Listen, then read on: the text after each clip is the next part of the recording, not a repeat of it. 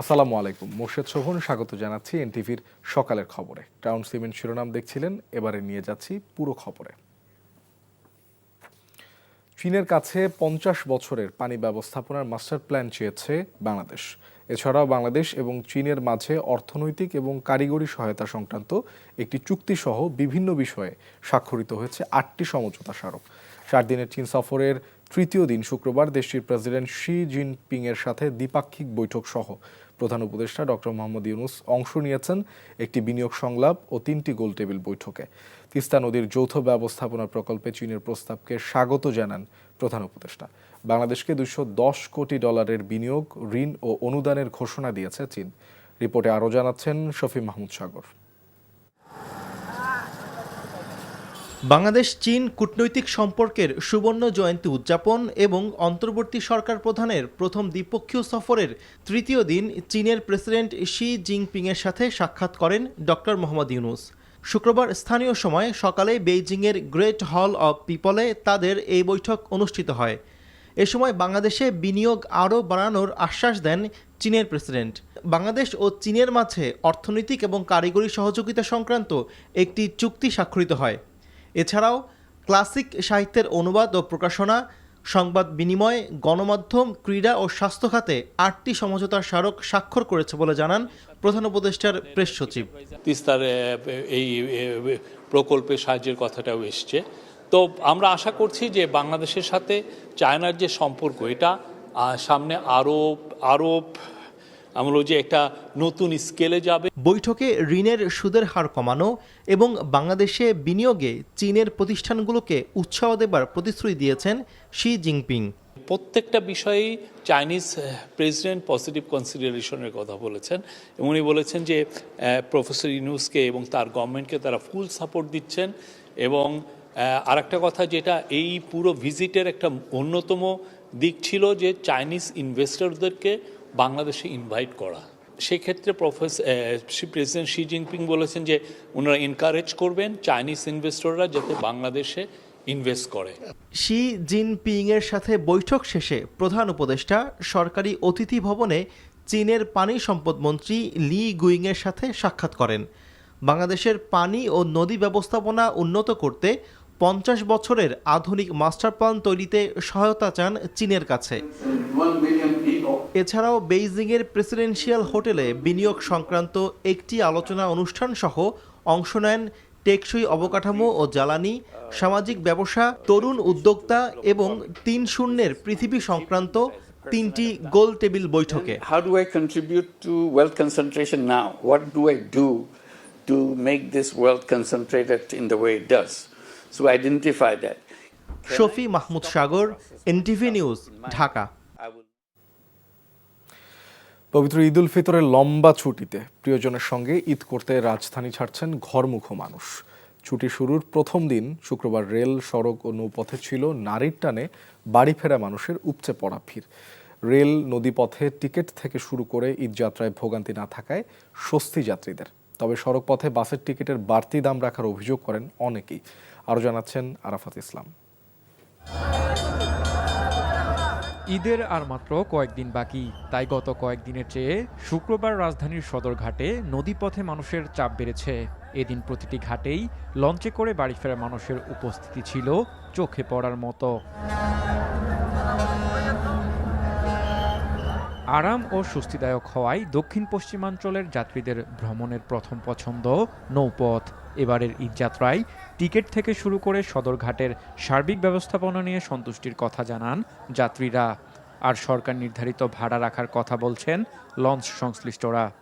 কিছুক্ষণের মধ্যে লঞ্চ এসে এখানে পৌঁছাবে, তেমন কোনো ভোগান্তি অনুভব করি নাই।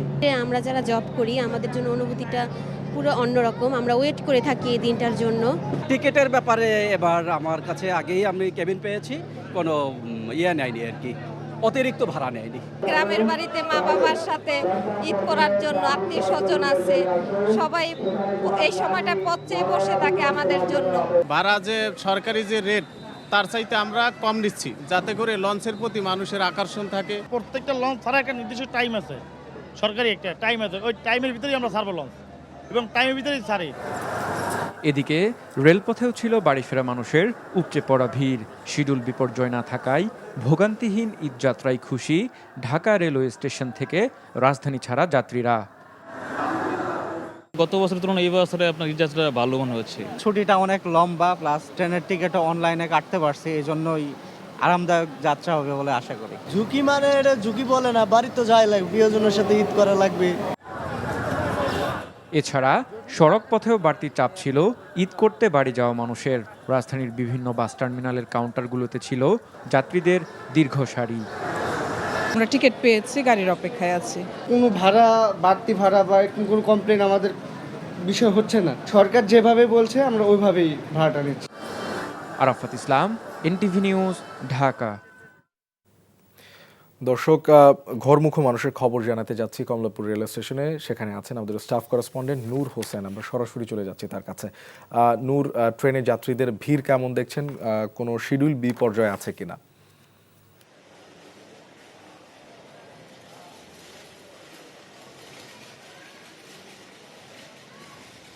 শোভন, ঈদের আনন্দ ভাগাভাগি করতে, প্রিয়জনের সঙ্গে ঈদের আনন্দ ভাগাভাগি করতে রাজধানীর মানুষ নিজের যে বাড়ি, নিজের যে গ্রাম, সেই গ্রামের উদ্দেশ্যে, সেই বাড়ির উদ্দেশ্যে যাত্রা শুরু করেছেন। গত কয়েকদিন ধরেই আমরা এই খবর দেখছি। তবে গত কয়েকদিন ধরে রাজধানীর কমলাপুরের যে চিত্র ছিল এবং অন্যান্য জায়গার যে চিত্র ছিল, সেখান থেকে আজকে ভিড় বা উপস্থিতি কিছুটা বেড়েছে। এই ট্রেনে করে দেশের বিভিন্ন জেলার উদ্দেশ্যে রাজধানীবাসী তাদের পরিবার পরিজনের উদ্দেশ্যে যাত্রা করছেন, রওনা হয়েছেন। এখানে এখন যে ট্রেনটি দাঁড়িয়ে আছে সেটি মহানগর প্রভাতী। মাত্র আর 10 মিনিট পরেই এই ট্রেনটি ছাড়বে। যদিও নির্ধারিত যে সময়, সেই নির্ধারিত সময়ের প্রায় আধা ঘন্টা আগে ট্রেনটি প্ল্যাটফর্মে এসে দাঁড়িয়েছে এবং যাত্রী যারা এই ট্রেনে করে চট্টগ্রামের উদ্দেশ্যে রওনা করবেন তাদের সবাই তাদের যে আসনগুলো রয়েছে সেখানে নির্ধারিত সময়ের অনেক আগেই এসে উপস্থিত হয়েছেন, অনেক আগেই তাদের আসন গ্রহণ করেছেন এবং সকাল থেকে এই রকম করে প্রায় 20টির মতো ট্রেন রাজধানী থেকে কমলাপুরের রেল স্টেশন থেকে সারা দেশের বিভিন্ন জেলার বিভিন্ন গন্তব্যে ছেড়ে গেছে। এবং রাজধানীর এই কমলাপুর রেল স্টেশন কর্তৃপক্ষের পক্ষ থেকে যেমনটি বলা হয়েছে, একটি ট্রেনও শিডিউল বিপর্যয়ের মতো ঘটনা ঘটেনি এবং প্রত্যেকটি ট্রেন নির্ধারিত সময়ে ছেড়ে গেছে। রাজধানীর কমলাপুর রেল স্টেশন থেকে কমলাপুর রেল স্টেশন হয়ে রেলে করে যারা ঈদের আনন্দ ভাগাভাগি করবার জন্য গ্রামের উদ্দেশ্যে, প্রিয়জনের উদ্দেশ্যে পাড়ি দিচ্ছেন, তাদের অনেকের সঙ্গে আমাদের কথা হয়েছে। তারা বলছেন যে গত কয়েক বছরের তুলনায় এবারের ঈদ যাত্রাটা একটু বেশি স্বস্তির, একটু বেশি আনন্দের। কোনো ধরনের চাপ, কোনো ধরনের বাড়তি ভোগান্তি যেটির বিষয় আমরা সবসময় দেখে আসছিলাম, সেরকম বাড়তি ভোগান্তি তেমন একটি দেখা যাচ্ছে না। এখানে যাত্রীদের যেই নিরাপত্তা, সেই নিরাপত্তা ব্যবস্থা নিশ্চিত করবার জন্য নিরাপত্তা ব্যবস্থা একেবারেই অতিরিক্ত পুলিশ থেকে শুরু করে আইনশৃঙ্খলা রক্ষাকারী বাহিনীর অন্যান্য সদস্যদের বাড়তি উপস্থিতি আমরা কমলাপুর রেল স্টেশনে লক্ষ্য করেছি। এছাড়া কেউ যাতে টিকিট ছাড়া কমলাপুরের ভেতরে ঢুকতে না পারেন, ট্রেনে উঠতে না পারেন এবং বাড়তি ভোগান্তি তৈরি না হয়, সেই ব্যবস্থাও কমলাপুর রেল স্টেশন কর্তৃপক্ষ নিশ্চিত করেছে। শোভন। নূর, আপনাকে ধন্যবাদ। দর্শক, জানছিলাম ট্রেনে ঘরমুখো মানুষের খবর। বিএনপির সিনিয়র যুগ্ম মহাসচিব রুহুল কবির রিজভী বলেছেন, বিচারের মুখোমুখি হবার ভয়ে ক্ষমতা ছেড়ে আগে ভাগেই পালিয়ে গেছেন শেখ হাসিনা। শুক্রবার রাজধানীর পল্লবী ইস্টার্ন হাউজিংয়ে মাসব্যাপী শিশু কিশোরদের 5 ওয়াক্ত নামাজ জামাতে আদায় উপলক্ষে সাইকেল বিতরণ অনুষ্ঠানে এসব মন্তব্য করেন বিএনপির এই জ্যেষ্ঠ নেতা। অনুষ্ঠানে তিনি বলেন, শিশু কিশোরদের ছোটবেলা থেকেই ধর্মীয় মূল্যবোধে উদ্বুদ্ধ করলে তারা নৈতিক ও দেশপ্রেমিক নাগরিক হিসেবে গড়ে উঠবে। রমজান মাস জুড়ে শিশুদের 5 ওয়াক্ত নামাজ জামাতে আদায়ের উৎসাহ দিতে এই উদ্যোগ নেওয়া হয়েছে ঢাকা মহানগর উত্তর বিএনপির আহ্বায়ক আমিনুল হকের পক্ষ থেকে।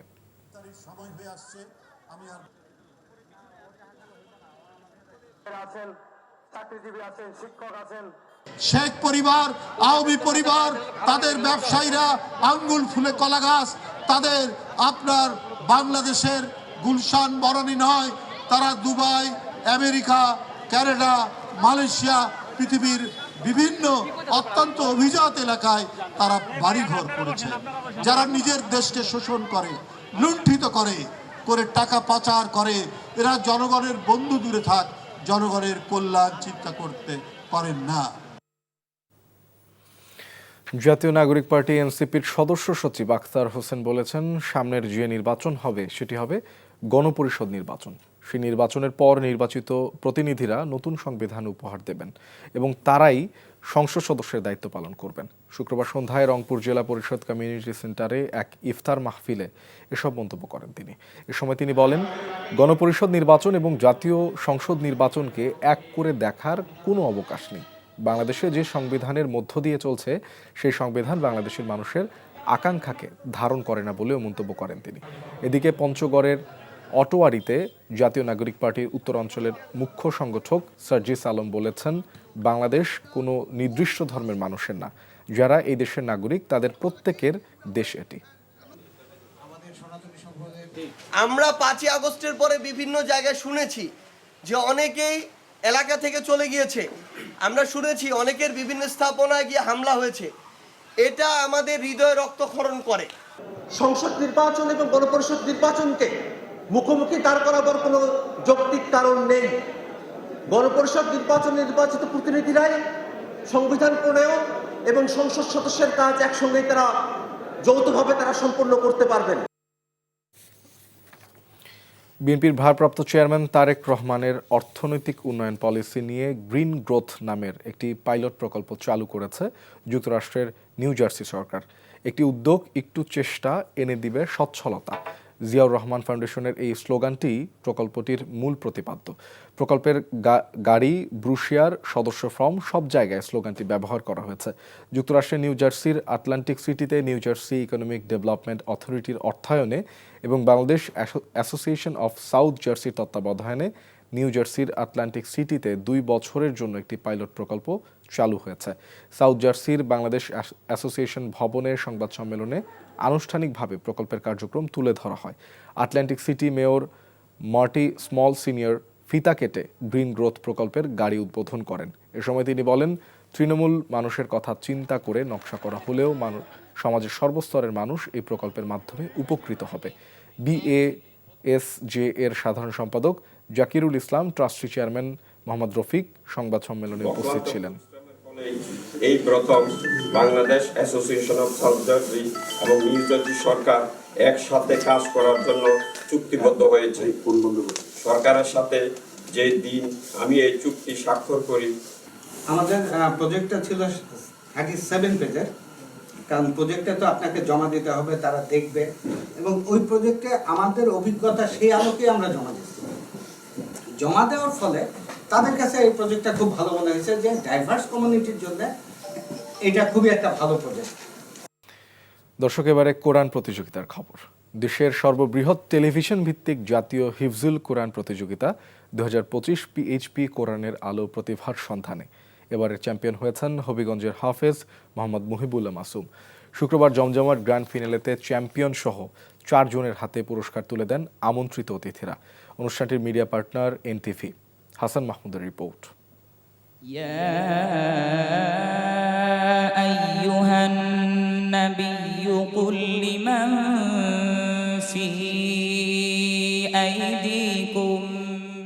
পবিত্র রমজান জুড়ে দর্শকদেরকে মহাগ্রন্থ আল কোরআনের শাশ্বত বাণীতে মুগ্ধ করে রেখেছিলেন এই খুদে হাফিজরা।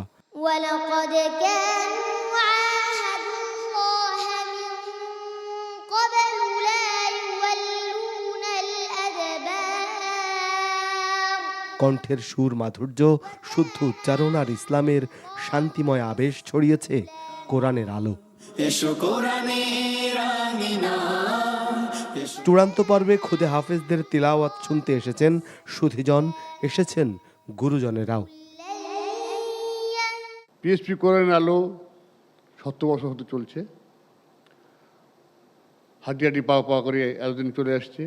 শুধু আমরা এখানেই না, দেশের বাইরেও আমরা ভালো করেছি, বিদেশেও আমাদের সুনাম আছে। এবং আপনারা দেখবেন ছোট ছোট বাচ্চারা কি সুন্দর কোরআন তেলাওয়াত করছে। এদের জন্য খাস করে দোয়া করবো, আগামীতে যেন আমরা আরও বড় করে এই অনুষ্ঠানকে ইনশাআল্লাহ যেন এগিয়ে নিতে পারি। আল্লাহ যেন আমাদের কবুল করে। হবিগঞ্জের এলাকায় মুহিবুল্লাহ মাসুম প্রতিযোগিতার চূড়ান্ত পর্যায়ে আসে চূড়ান্ত বিজয়ের ক্ষণ। মাসুমকে এবারের আসরে চ্যাম্পিয়ন হন হবিগঞ্জের হাফেজ মোহাম্মদ মহিবুল্লাহ মাসুম। 4 লক্ষ টাকার চেক। চ্যাম্পিয়ন হাফেজ মোহাম্মদ মহিবুল্লাহ মাসুমকে 4 লাখ এবং প্রথম রানার আপ হাফেজ হুসেন আহমেদকে 3 লাখ, দ্বিতীয় রানার আপ হাফেজ সোয়াইবুর রহমানকে 2 লাখ এবং তৃতীয় রানার আপ হাফেজ আব্দুল্লাহ আল সারিমকে 1 লাখ টাকা পুরস্কার তুলে দেওয়া হয়। সবার জন্য থাকবে বাইতুল্লাহ জিয়ারতের সুযোগ। আল্লাহর প্রেম সুধা নিলো পিএইচপি কোরআনের আলো, পিএইচপি কোরআনের আলো। ইসলামের শান্তি, সাম্য আর ভ্রাতৃত্বকে উড্ডীন করে খুদে হাফেজদের কণ্ঠে উচ্চারিত কোরআনের এই আলো আলোকিত করেছিল লাখো শ্রোতার হৃদয়, যার কথা বলেছিলেন উপস্থিত সুধীজনেরা। এই অনুষ্ঠানের সাথে সম্পৃক্ত সকল সদস্য এবং এনটিভির সকল সদস্যদেরকে ধন্যবাদ জানাই। আপনারা সুস্থ থাকবেন, ভালো থাকবেন।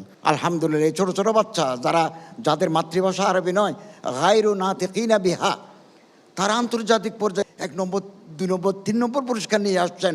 গৌরবে আমাদের বুক স্ফীত হয়ে আসে। ইনশাআল্লাহ আজিজ, এই কোরআনের আলোকে আমাদের সমাজ আলোকিত হবে ইনশাআল্লাহ। এই ধরনের অনুষ্ঠানকে আমরা সবাই জন্য সম্পৃক্ত হতে পারি, ওনাদের পাশে থাকতে পারি, যারা পরিচালনা করে তাদেরকেও আমরা ধন্যবাদ জানাই, কৃতজ্ঞতা জানাই।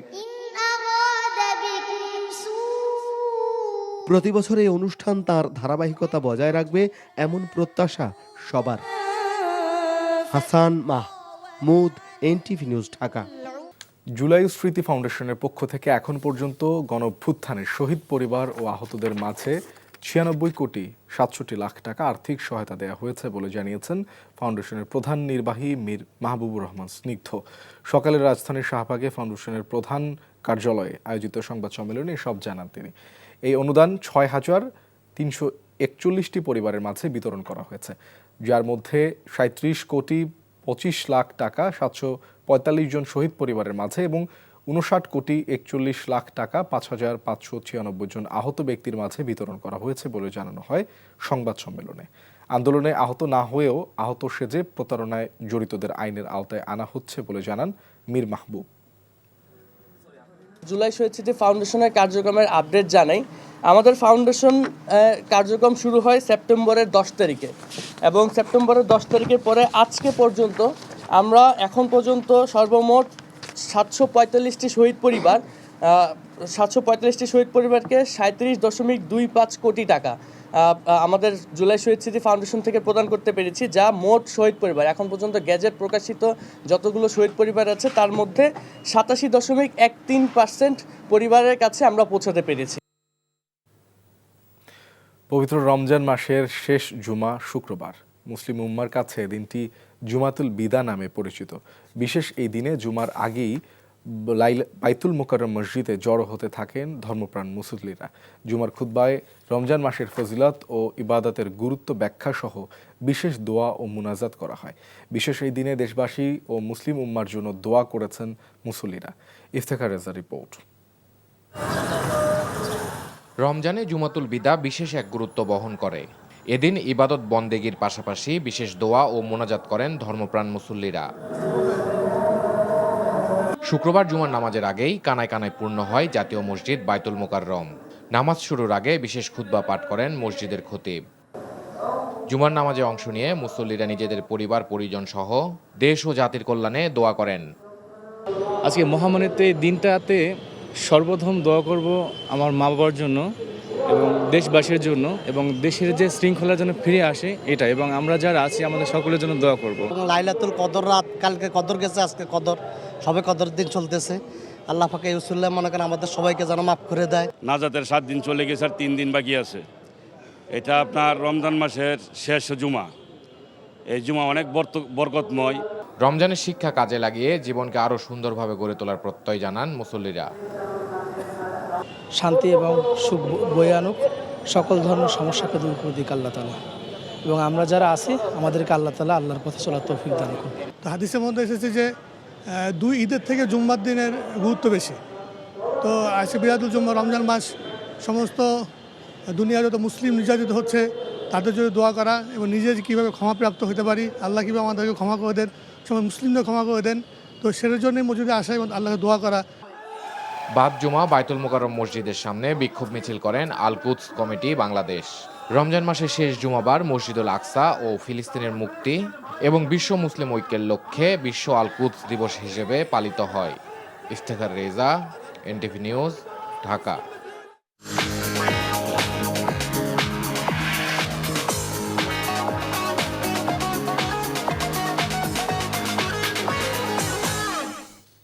এবারে মার্কেন্টাইল ব্যাংক অর্থনীতির খবর। পবিত্র ঈদ উল ফিতর উপলক্ষে টানা ৮ দিন বন্ধ থাকবে পঞ্চগড়ের বাংলা বান্ধা স্থলবন্দর। এ সময় আমদানি রপ্তানি কার্যক্রম বন্ধ থাকলেও মানুষ পারাপারে খোলা থাকবে ইমিগ্রেশন। শনিবার থেকে আগামী শনিবার পর্যন্ত চতুর্দেশীয় এই বন্দর দিয়ে আমদানি রপ্তানি কার্যক্রম বন্ধের এ সিদ্ধান্ত নিয়েছে আমদানি রপ্তানিকারক, সিএনএফ এজেন্ট ও বন্দর সংশ্লিষ্টরা। শুক্রবার রাতে বিষয়টি নিশ্চিত করেছেন বাংলা বান্ধা স্থলবন্দরের ম্যানেজার আবুল কালাম আজাদ। ঈদের ছুটির পর থেকে রোববার থেকে যথারীতি বন্দরের কার্যক্রম স্বাভাবিক হবে।